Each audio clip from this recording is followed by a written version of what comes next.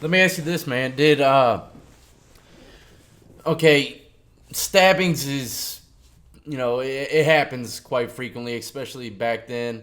What would you say was the number one reason why an individual might get shanked up, man? Like, I know there's problems. Let's say someone just does something stupid. I'm sure some stupid simple thing. I don't know what I could possibly say right now that they put into perspective, but I know they probably wouldn't shank him over something super petty, but maybe they would depending on the situation. But what would be like the top reasons on why you seen someone? Hey, you got to go do this. You got to go put some steel in them. Well, I think me and you both know the answer to that question, and it's a debt. A debt. It's a But don't debt. you feel as though? I mean, do you think that they gave him ample amount of time to pay back that debt, and they just said, you know what, this dude ain't never gonna pay, so now it's gonna happen like this? Well, when you got a guy that's dragging out a $2,500 debt month after month after month, um, it's a pretty good indication that he's either going to be checking in here pretty soon, PCing up, and as he's going, he's taking every knife, almost every knife that he knows about on the yard with him, because you got to give these people something to get out of there in a hurry. I've seen all these big tough guys talk all that good high powered game about how badass they are. I've seen them run off the yard I don't know how many times because of their debts. To me, like in the game that I was in, you're a weak person, man, if you got to get high in prison. Yeah. You're just a weak person. I mean, you could drink the Pruno or the hooch or whatever it is where other people are out there, and that's okay. But when somebody is living and dying by that needle and by that drug every single day, you see him itching and scratching, running the yard, trying to hustle coffee and selling state bars of soap just to get another fix. It's cleaning somebody's cell and washing somebody's socks to get it, and they're racking this debt up higher and higher, higher. They're gonna get booked real fast, and you've got more than a handful of little soldados, soldiers that would be more than willing to earn some stripes and stick that steel in that person. They might not have never even said two words to the guy. So there's cats within your clique that actually are addicts like this, or is it just some random dudes? I mean, how does that go? The funny thing is me, like I'm from a different school of thought. I'm cut from a different cloth than a lot of people. I have a lot of respect for the people that we would call our enemies. I have a great deal of respect for Norteños, especially those of the northern structure variety, because they've got some strict rules that if you get high, you're gonna get pretty bad. Yeah, there's Um, stuff over here on yeah, the East Coast too that you cannot do drugs. yeah. So yeah, that's why I was asking. Well, in a lot of yards, I can't speak for every single yard because I haven't been there, but it really depends on what the llavero, the shot caller, is doing. If the shot caller is a dope fiend, then he doesn't really care if everybody else is a dope fiend because the more dope fiends, the merrier.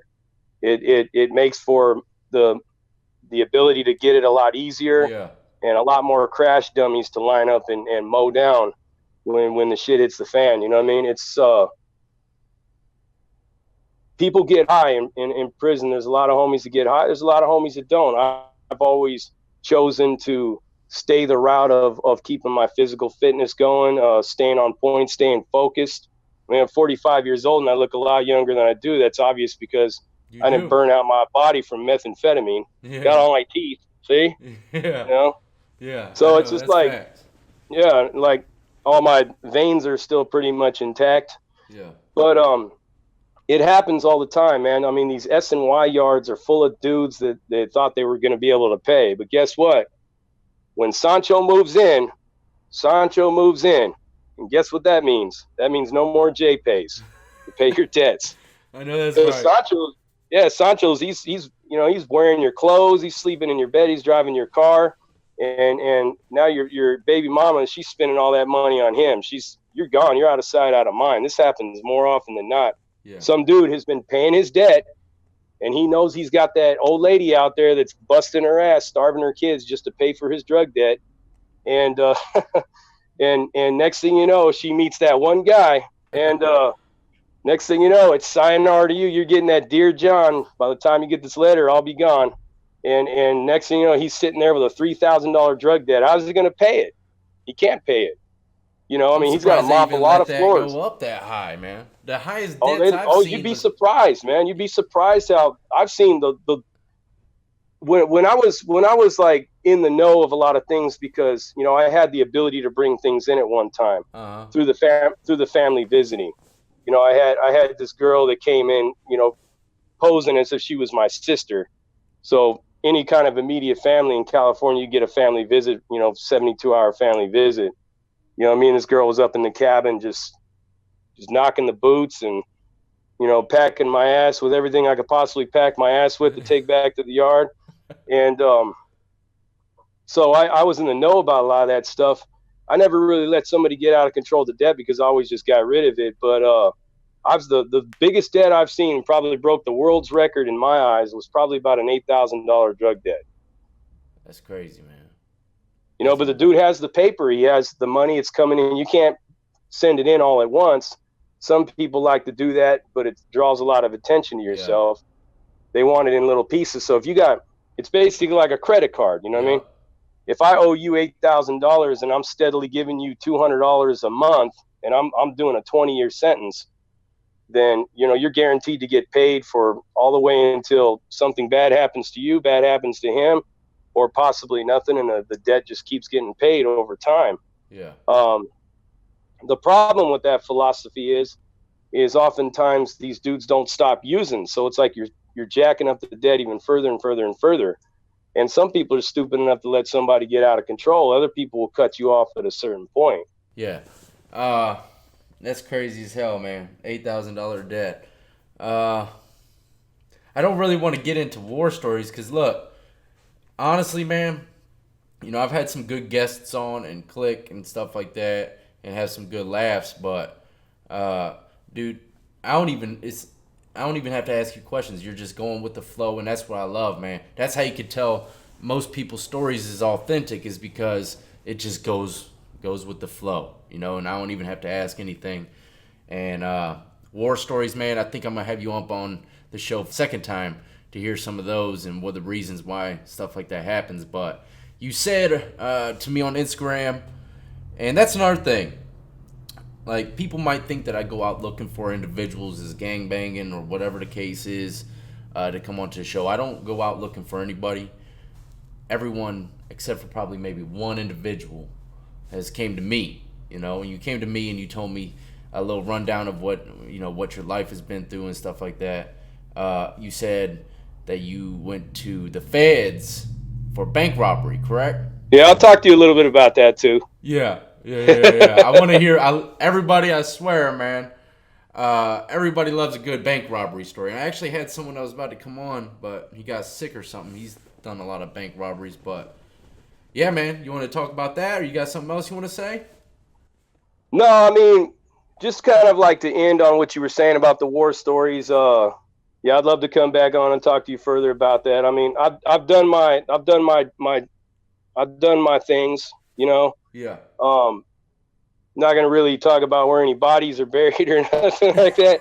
But trust me when I say that I've seen and I've experienced a lot of really heinous shit. You know what I mean? Yeah. Uh, and like I said, I've been all down the state of California, and like I've also been in jail in Texas. I've been to 2 county jails in Texas, and Damn. you're a Sureño in California coming into a Texas jail. You got various different groups in there that aren't really happy to see you. So it was a journey in there. We'll talk about that a little more some other time. But this bank robbery is what landed me in Oklahoma. Um, wasn't planning on robbing a bank at the time. Like I said, I was living in Texas when I finally discharged my parole. I packed up and moved out of California because there was just so much shit going on, and everybody's all geeked out on that methamphetamine. You know, I got my own homies that were straight riders. They're riding down the street on bicycles with weird sweatbands on their heads and digging in dumpsters and stuff, just completely schizoed out. You know, so it's like I just had to get away from all that stuff. And I went over, was living in Amarillo, and kind of, you've heard the old cliche, if you move out of your environment, you'll get a fresh start and do better. Well, that's only true if you're not going to look for the same people. Yeah. You go anywhere in this world, man. I can go to the North Pole and I'm gonna find penguins up there that are gang banging and selling dope and doing all that shit. Yeah. So it's the same thing. I go to Amarillo, I get involved with all these bad people, start getting involved in all kinds of different things, running amok in that town, racking up all these enemies at the same time as I'm, robbing different people and doing all kinds of bad stuff. I was on my way to Arkansas and realized that I left everything at this one house in a city in Texas. So when I was like halfway through Oklahoma, I realized I didn't have no gas. I didn't have my wallet. I had no way to get out of there. So I'm talking to somebody on the phone and I said, hey, man, I'm stuck out here. And they're telling me, well, drive as far as Tulsa. I'm like, man, I can't even get as far as Yukon, which I was looking at was the next city. Tulsa was even further away. It's like 2-3 hours away from where I was. They're like, well, you're resourceful. You'll figure it out. So the first thing I did is I'm at the gas station. I'm like, excuse me, man, you got a couple bucks for gas? Walks right past me. I'm like, sir, I'm like out of gas. Walks past. I said, man, for this shit. I ain't no beggar, man. Yeah. So I'm going to have to get my hustle on and get myself out of this situation. So I looked across the street, saw the bank, walked up in there, basically told the lady, don't do anything stupid, stay calm, break me off all your hundreds and fifties, no die packs, no transmitters. We're being watched. And she gave up all the money. I snatched the money. Now this bank was inside the Walmart. Crowded Friday late afternoon inside the Walmart. I was in the bank, robbed the bank, grabbed a handful of cash, stuck it into a little pouch that I had, walked past the Walmart door greeter with him telling me, have a nice day. Got into my car and got away. Managed to get to the next city over. Luckily, I don't know how it happened. Filled my tank up with gas, got all the way back to Amarillo, and got snitched on for this bank robbery due to some unfortunate circumstances, and the rest is history. I got surrounded by the FBI, one Texas Ranger, and about 6 Amarillo police officers. And in the beginning, I didn't know what it was because I was doing so much dirt around that city. I didn't know what they had me for. My initial reaction was I was just gonna. I didn't have a strap with me, but I was gonna hold up my cell phone. You got all these rednecks draw down on you. They're just gonna shoot you. Yeah. So I thought I was gonna go out with a bang like that, but something told me not to do that. Just basically, I kind of looked at it like it was a coward's way out. I was gonna have to face the music for whatever it was. And an FBI agent basically told me that this is a bank robbery in Oklahoma. And I basically just admitted to it, told him, I'm done with all this bullshit. I need to get off the streets. I need to quit living the way I'm living and get right. So I get extradited back to Oklahoma, was in the county jail in Oklahoma City and outside in Grady County, and went in front of the judge and basically told the judge, now I know you've heard, Your Honor, I know you've heard a lot of people stand here before you and beg for your mercy. Well, I'm not doing that. I want you to give me the max. And he kind of was like, I said, yeah, I need to go sit in prison for a while because I'm going to be honest with you, Your Honor. If you release me tomorrow, I'm going to be breaking the law by next week. So I need to go somewhere. I need to think about my life. I mean, I'm getting close to my 40s. I need to basically kick back, decide what's important to me, and maybe, try to do some positive stuff. And they sent me to Florence, the Florence Correctional Institution in Florence, Colorado, and that's where I did all my Fed time, was right there. And how was that, man? How much time did they end up giving you? 71 months. Well, that ain't too Oh, bad. I mean, yeah. Well, you have in the feds, you have what's called the sentencing guidelines. What is that? 71 months? What is that, about 4 or 5 years? 6 years. 6 years. 6 years. Okay.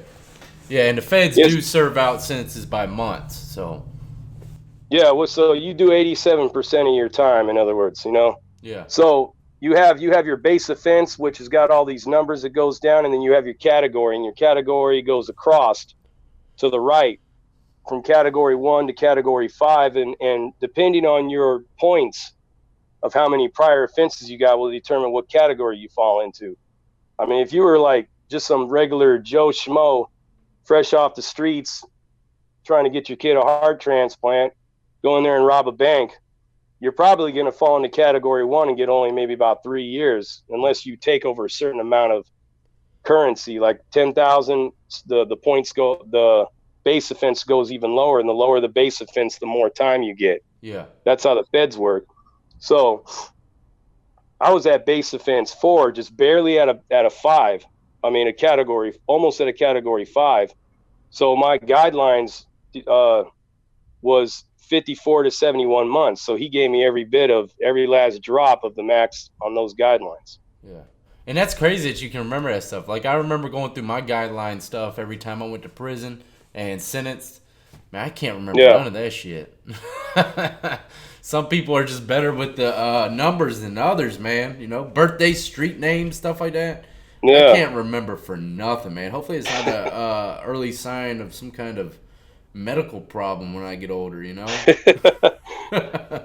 Nah, just some people it just, they're able to retain that, and other people they're sharper in other ways. I mean, you might be able to beat my ass in handball and chess, but I might be able to remember something that happened when I was 6 years old. I know that's right, man. I know that's we all got our strengths. The federal prison system, though, what I was going to tell you about is, man, it was like night and day, brother. Night and day from the state. Yeah. I mean, I'm going in there. I didn't know what to expect. I'm looking around. People are freaking like coloring books and painting pictures together, all races, and softball teams and soccer and basketball. Everybody's all like playing together and dealing together. And this is in Oklahoma. No, this was once I got to the feds. Okay. Yeah, once I actually touched down on a BOP yard. So you were locked up in, I'm guessing, county in Oklahoma? Yeah, Grady County, Oklahoma. How was that? That was a real shithole. It was? How was it, though, when it came to, was it anything like LA County? No, it was different. It was smaller, it's more contained. LA County is this is a giant freaking cesspool. It's chaos in LA. There's so many people moving all over the place. Yeah. Grady County it was a federal holding facility, and there was only 16 people in this unit. Okay. And I was the only white-skinned dude in there, and it didn't matter to everybody else that I was a Sureño in there, because I'm not even in my element. I'm not in California. Yeah. And these were all people that were connected, like cartel type connected people, and they weren't trying to hear anything I had to say. Yeah. So my best bet was just to stay as far away from them as I could. But the one thing I started learning in here was I stayed away from everybody, because every time I went to court, I would hear something negative about somebody that was in the unit with me. This dude snitched on me. This dude's working with the feds. This dude's working with the ATF.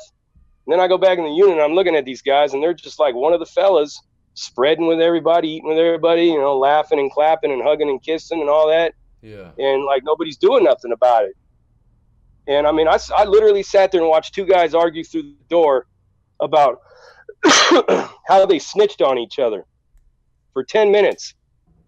And everybody just looked over at them and then just went right back to watching Caliente, I guess that's how it is in the feds, unfortunately, most of the time. Everybody dropping dime, man. Yeah, I mean, it's real bad in the feds. You got a lot of those people that got different, like, safety valves and I forget what it's called, Rule 51 or some rule that if you look on the paperwork, you cooperated. That's not to say that everybody. I mean, there's a lot of heavy duties in the feds. Yeah, for sure. But there's a lot of people. You don't know who's who, because the feds, what they've done is they've eliminated your ability to possess your own paperwork. So you can't even have your own paperwork. And I tried every which way to Tuesday to get my paperwork sent in, and they intercepted it every single time and told me, if you try to get your paperwork sent in here one more time, Rutherford, we're shipping your ass out of here to the USP. And I'm like, well, nobody else is tripping. I know I'm all good. I don't really know much about anybody else, but all the red flags were going off in my head. Is like, if people are tripping, if they're not letting paperwork go through, that means nobody's got paperwork around here. Yeah. So I'm just going to kind of like lay low and examine everybody from a distance. Because I don't know what you're in there for. Yeah. I don't know why you're there. I don't know if you're good, if you're bad. So I kind of like laid a low profile. Plus, I was already pretty much done with all that bullshit. By the time, like I said, I got to the feds, it was a whole different ball game, different politics, different ways of doing things. And I just wasn't with it anymore. I wasn't soft. I wasn't weak. but I was basically just, I wanted to change. I wanted to change my life. I wanted to be something better than I'd been. Because I've been a horrible person for a long time, man. Yeah. I mean, karma is like, I'm way in the red on that Yeah. as far as debt to karma. And I knew I had to do something right. I knew that I could not have regrets for the things that I did in the past, because what good does a regret do? The only thing that I could do is express my remorse through my current actions, what I'm doing here and now. Facts. So I Yeah, that's started doing good. That's good piece. Yeah, I started doing all these classes. I went and worked in the furniture factory right there, paid every dime of the money I owed to the bank back, did a long 1 year residential therapeutic program, got released. My mother told me, so me and my mother started writing this book together. It was kind of like a way for us to bond, because she was fed up with me. I mean, I don't know your situation about your family, your parents and stuff, but my mom was done. My father passed away a while ago. So my mom was done. She had enough of being heartbroken, being scared, terrified she was going to get the call that the cops killed me or that I died on a overdose or whatever it might have been. She got tired of that. So she was about ready to cut me loose. And my mom was all I had at the time. So I basically wrote her a poetic letter, telling her, "Dear mom, once again, cold prison bars separate me from you, the world from even myself, I think. Love your son." It's a lot longer than that. She wrote me a poetic letter back.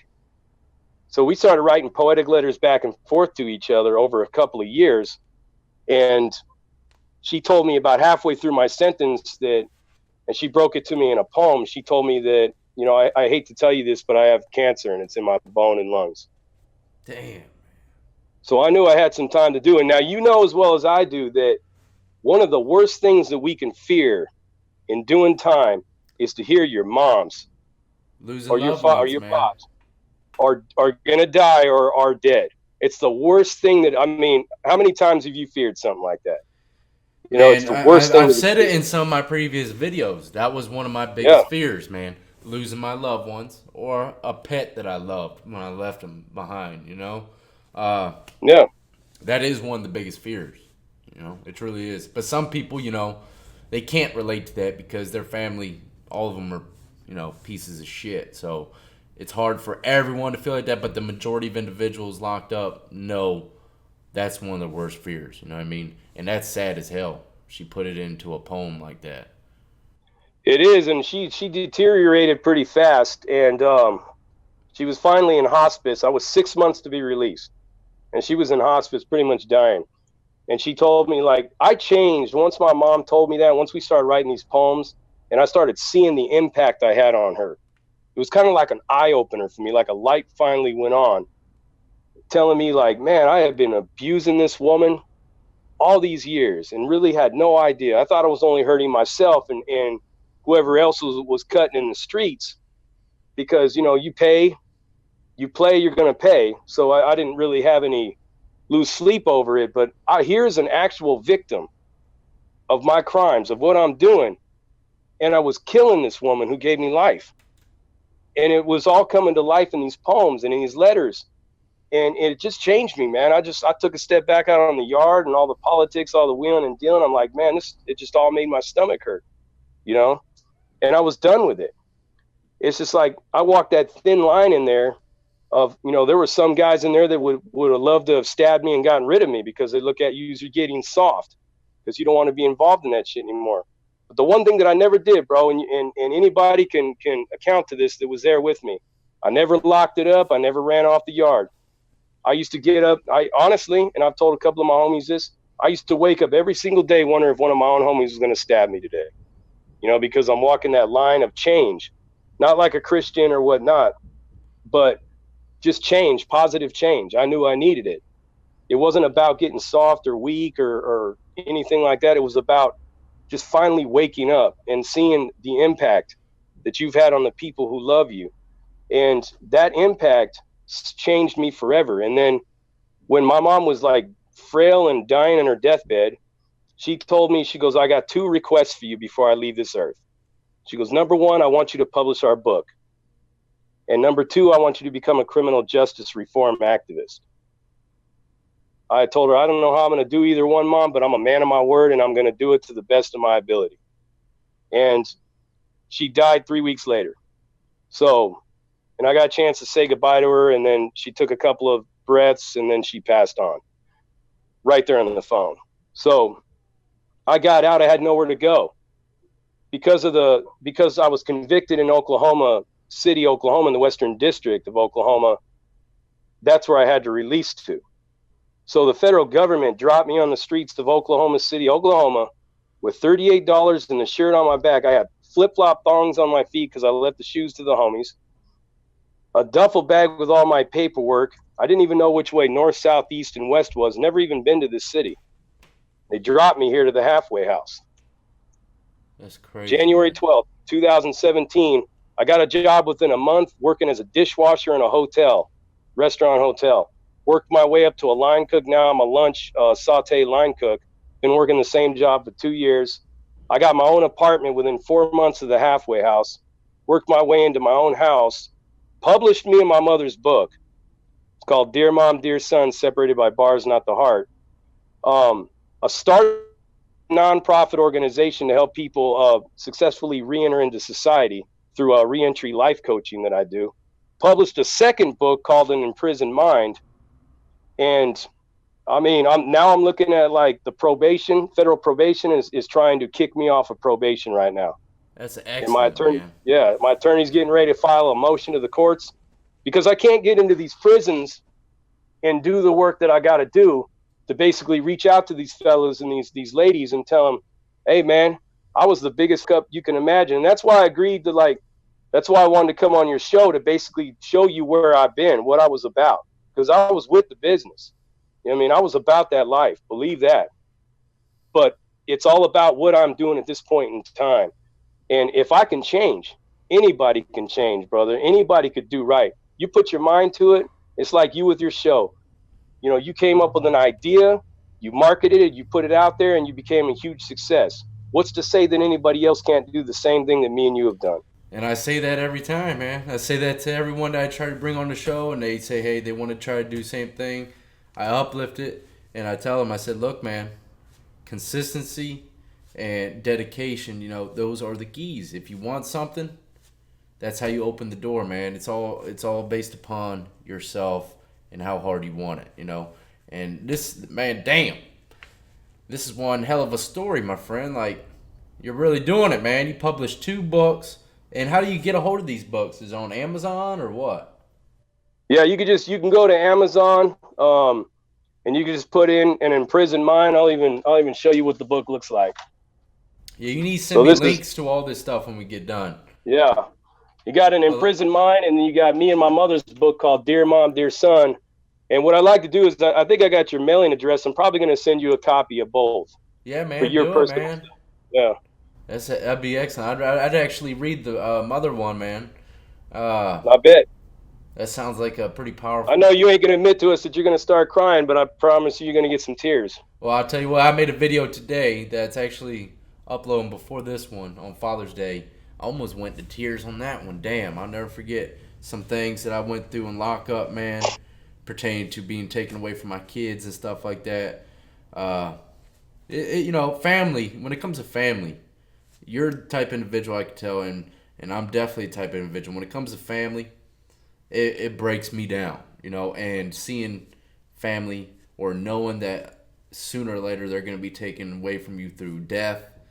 You know, it's just a day the majority of people on this earth dread more than anything, you know. That love is something else, man. And yeah, that's probably why I would read that book for sure. And I don't read too many books, but even though it's probably a sad story, it is what it is, man. That's something that I'm drawn to, you know. Relationships when it comes to family, movies, in the same way, man. I've had, like, ever seen, like I mentioned this in my video I made today, the movie Blow. You ever seen that movie? Yep. Okay, at the end, he's recording his last message to his pops because his dad is dying. That was one sad damn part of the movie, man. I'll tell you what, and stuff like that, man. You know, just, you know, that's, so I understand where you're coming from, and I'm sure a lot of the viewers do. And this story is remarkable, man. How you're out here doing this, and as soon as you get off probation, man, I know people in the penitentiary or wherever you go into, jail, whatever, they're gonna be affected by that story, man. Because it's good. It's affecting me, man. I just met you. You speak well. You tell your story well, and man, honestly, I think you could have a pretty good future on the old YouTube realm. You should consider cranking something up, man. You know? I actually already got a series that I started working on, but I kind of, let it kind of cool down a little bit because I had so many other projects going on at once. Yeah. It's called Prison Break, a real deal escape plan, as far as my YouTube channel. And I basically went through it and I told him, man, I'm not going to come on here and because I'm sure you've seen around YouTube, you see these guys talking about how many people they stabbed and, Yeah. War and stories how are cool, but that ain't really yeah. the big picture here. Right, yeah. So I was throwing that disclaimer out there in the first one, saying I'm not going to get into all that stuff. I'm basically going to let you know prison ain't a laughing matter. There's a lot of emotions and feelings involved, a lot of loss and a lot of bad mistakes that you can make in there. And basically, I'm here to tell you how to break free from that recidivism trap, that revolving door that so many of you are stuck in. And this is how I did it. A man in his 40s that was basically, I'm considered to be almost totally institutionalized. On paper, when I first got out, I was told that I was 98.9% likely to recidivate within the first 3 months. I was about 80 something percent likely to reuse drugs within the first 30 days. And I was about almost 100% likely to have a new case or be back in custody within 6 months. Yeah. And Going on strong for 2 years, over 2 years now, almost 3 years have been out now almost. Yeah, and that brings, when you say that, it brings me to another thought that I have.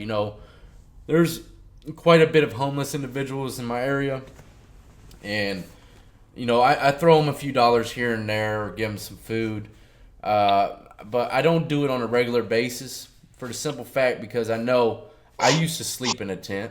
I didn't have nothing. You came out of freaking straight out the pen with some flip flops with $30 to your name and the shirt on your back, and you managed to get a place, get a job, all this, that, and the third, just as I did. And I feel as though everybody, even if you don't have family to help, you have yourself to help yourself. And there's equal opportunity, whether it's starting at freaking McDonald's or whatever. I worked in a sub shop for like 2.5 years when I got out the pen, And you know how I'm working around a bunch of freaking high school punks. I'm, 21, 22 years old working in a sub shop. How does that make me feel? It doesn't matter how I feel about it. It matters that, A, I need to make money and provide for my family some way, and I'm not going to go out there selling dope. So I'm glad we're of like mind with that because I myself, I live in probably the roughest part of Oklahoma City. I don't live in like the Beverly Hills of the Midwest here. Yeah. There's a huge homeless tent city like about a couple blocks from where I live. They're always up and down my street. There was one point in time where they would ask me for money and I'd start handing out cards to the blood bank. I'm like, here, go down to this blood bank. Here's a bus pass. You get $50 for your blood. Let them give you some money, go work for it or something. Yeah. I mean, the ones though that I always like is the ones that stand on the freeway and the guy says, man, I just want to get high, man. And that's what a sign says he's holding. I'll give him money all day. For me, I mean, it was like, you ever seen that TV show Naked and Afraid? Yeah. That's basically what the federal, yeah, that's basically what the federal government did to me. Yeah. I've never been in Oklahoma, don't have a single living relative here, didn't know a single person. I didn't even know which way north, south, and east and west was. When I went to go get my ID and I asked them, well, which way is east? They couldn't tell me. They're like, well, you'll figure it out. And I did. I went outside and I looked at the direction the sun was rising and I started walking towards the sun. I mean, I had no idea where I was at. I had no idea what I was going to do. Yeah. On all accounts, all the statistics and all the expert advice of people coming out of like the FBI at Quantico and all that was this man is going to fail. He's going to fail. Yeah. You're dropping a lifelong criminal, gang member, bank robbing, dope dealing and everything, running and shooting type of a dude in the middle of a city and state he's never lived in. I mean, come on, man. How often do you hear about that? And he made it. Yeah. I mean, these people were freaking out. They couldn't figure it out. They're going back, and I'm like, well, you're experts, man. Maybe you should start firing them Yeah. because it's obvious that your little statistics are poop. Yeah. You know, Well, because unfortunately, though, I mean, people do go back quite frequently, man. You know? oh, they do, and that's why, like I said, it's when you get a story like this, and I'm not unique in this. I'm not any smarter than anybody else. I just worked out a recipe. That book that I wrote, An Imprisoned Mind, A Guide to Escaping Our Self-Made Prison, that book is step by step, blow by blow, everything that I did. And the two things that I always try to teach people, and in this day and age, we deal with a lot of sensitive ass people, as you know. Yeah. People are sensitive about everything. They got their self-esteem the toilet. They got no emotional intelligence. They don't know how to rationally think or have any good cognitive thinking abilities. So it's like you have to have these things in order to be a step ahead of the game. Yeah. And for the returning citizen like me and you, the formerly incarcerated, we have to possess all these skills out there in these streets, man. We have to be mentally equipped to deal with that because we have everything against us. Yeah. We're 13th Amendment slaves, man. And the minute you're a felon, under the clause in the 13th Amendment, you're basically a slave. Yeah. Forever. And you have to understand this, man. You are the most disadvantaged group of people in this nation. And how do you remedy that? How do you work past that? You have to have these mental skills and abilities to be able to get through that because the whole world's against you. Yo, it's all in your mind, man. Prison. Yeah. I believe people going to prison and stuff like that, it all begins within your mind, and that is the ultimate prison, man. Right. Unfortunately, but damn, this was one hell of a story, man, and we haven't really even talked too much about penitentiary life. You're just telling me the rundown and the end result of your story. But you've been doing time since the 90s all the way to 2017, so I know you got a lot of crazy stuff to tell. But I congratulate you, man, and I wish nothing but the success for you in the future. If you got any shout-outs or anything, of course you're going to send me links to your stuff, books and stuff like that, but do you have anything else out there that you haven't said that you might want people to go check out? Want to give a shout out just to basically all the criminal justice reformers and the prison abolitionists that are out there trying to basically end this madness from the outside. The people that have, all the brothers and sisters that are out there that have beaten the recidivism trap and have gotten out of the revolving door, especially you, my brother. The people that have actually have beaten it. We are basically inspiration to everybody out there that you can be successful, man, if you really put your mind to it. Give a shout out to your boy Savage you had on the other day because it was his show that I watched that brought me on here. I like that guy. Reached out to him on Instagram. I kind of want to help him do his thing and get him out there. I think I got a lot of insight and information that could put him there. Shout out to my administrator from my Facebook group, Stand for Something Life, Nancy Molinari. Want to say what's up to my boy Billy Gomez. You know who you are. Billy Gomez is the one who originally told me about your show. That's what's up, man. Appreciate you, Billy. Everybody else out there, yeah. Also to let you guys know, you could find me on Facebook. Just punch in JD Rutherford. You'll find me. I'm the founder of Stand for Something Life. On Instagram, I'm author JD Rutherford. On Twitter, you can find me at JD Rutherford. If you would like to check out my books, I actually took my website down. I'm fine-tuning it right now, so it's not up. But if you'd like to check out my books, An Imprisoned Mind, A Guide to Escaping Our Self-Made Prison by Jason J.D. Rutherford, and Dear Mom, Dear Son, Separated by Bars, Not the Heart by Linda L. Rutherford and J.D. L. Rutherford, are both available on Amazon and Kindle Unlimited. That's what's up, man. And please don't forget to send me links to all that stuff so people can go ahead I will. and click right on it. Yeah, man, I appreciate you once again coming on to the show on Father's Day. And I believe this is a great story for Father's Day, man. It just shows you that, you can come out and change your life and do what's right. You know what I mean? And by the way, Savage, dude that you said you watched, he's having a boy, man. Congratulations to you, Savage. He found out he's going to be having a son.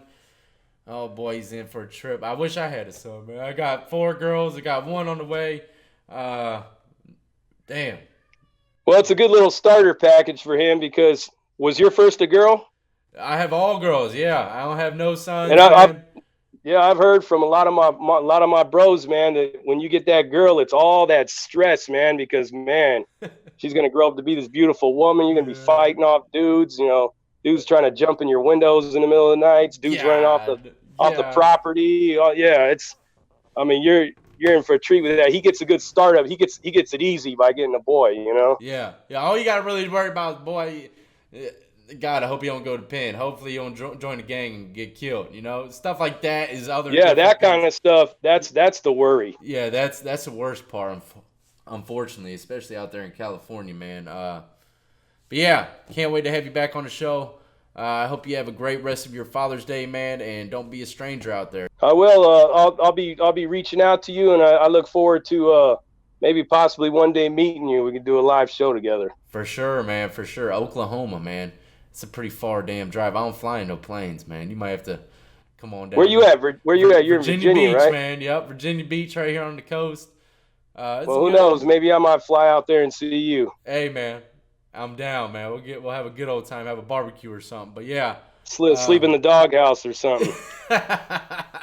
But yeah, man. Once again, appreciate you coming on to the show and have a great rest of your Father's Day. All right. You too, my brother. All right, buddy. Take it easy out there. All right, man. Later.